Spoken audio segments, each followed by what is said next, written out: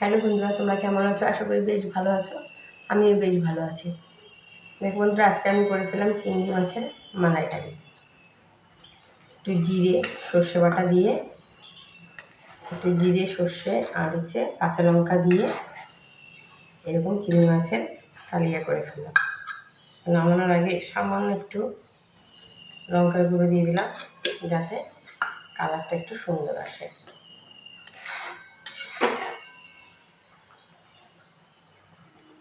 আমরা তো সবসময় নারকেল চিংড়ি খেয়ে থাকি, কিন্তু নারকেল না থাকলে সেক্ষেত্রে কিছুটা জিরে সর্ষে আর কাঁচা লঙ্কা দিয়ে খুব সুন্দর করে চিংড়ি মাছের একটা রেসিপি তৈরি করা যায়।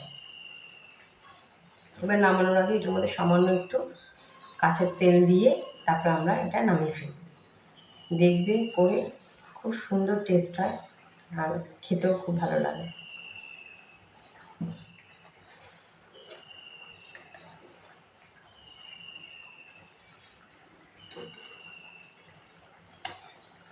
তৈরি হয়ে গেল।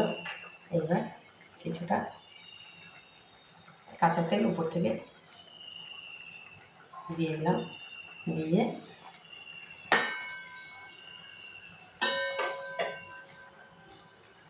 আমার এই ছোট্ট ভিডিওটি আজকে এই পর্যন্ত। টাটা।